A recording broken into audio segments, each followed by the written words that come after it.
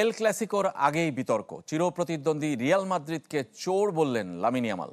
এমন মন্তব্যকে কেন্দ্র করে চটেছে লস ব্লাঙ্কোস। তরুণ স্প্যানিশ তারকার পাশে দাঁড়িয়েছেন সাবেক বার্সা কিংবদন্তি জেরার্ড পিকে।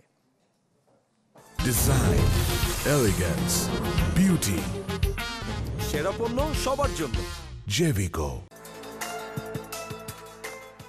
5.5 মাস পর আরও একটা এল ক্লাসিকো।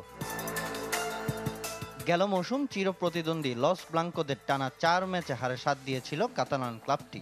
বার্সার সাফল্যের অন্যতম কারিগর ছিলেন লামিন ইয়ামাল। এবারও হ্যান্সি ফ্লিকের তুরুপের তাস তরুণ স্প্যানিশ তারকা।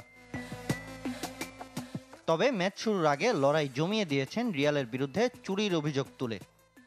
তারা চুরি করে আর অভিযোগ করে। বার্নাব্যুতে খেলা বার্সার কাছে কঠিন কিছু নয়। যখন আমি শেষবার খেলেছি গোলও করেছি এবং 4-0 গোলে জিতেছিলাম। জেরার্ড পিকের কিংস লিগের ইউটিউব চ্যানেলের পডকাস্টে ইয়ামালের মন্তব্যে খেপেছেন রিয়াল মাদ্রিদ ফুটবলাররা।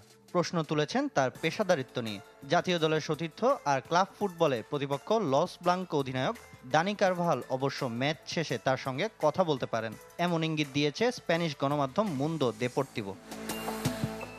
ঔদ্ধত্যপূর্ণ আচরণে সমালোচনা যতই হোক, একজন ইয়ামালকে রিয়ালও চায় বলে মনে করেন জেরার্ড পিকে। লামিন যেমন, তাকে সেভাবেই নেওয়া উচিত। দিন যত যাবে সে আরও পরিপক্ক হবে। রিয়াল মাদ্রিদ চায় তাদের আরও একজন লামিন ইয়ামাল থাকুক। ইয়ামালের সমালোচনার বিপরীতে ভিনিসিয়াস জুনিয়রের প্রশংসাও মিলেছে বার্সার আরেক ফুটবলারের কাছ থেকে। ভিনিসিয়াস দারুণ এক ফুটবলার, আমি তাকে পছন্দ করি। যখনই আমরা পরস্পর মুখোমুখি হয়েছি তিনি সবসময় পেশাদার ছিলেন, নিজের সেরাটা দিতেই অভ্যস্ত। রোববার লা লিগার শীর্ষস্থান দখলের লড়াইয়ে মুখোমুখি হতে যাচ্ছে রিয়াল মাদ্রিদ বার্সেলোনা।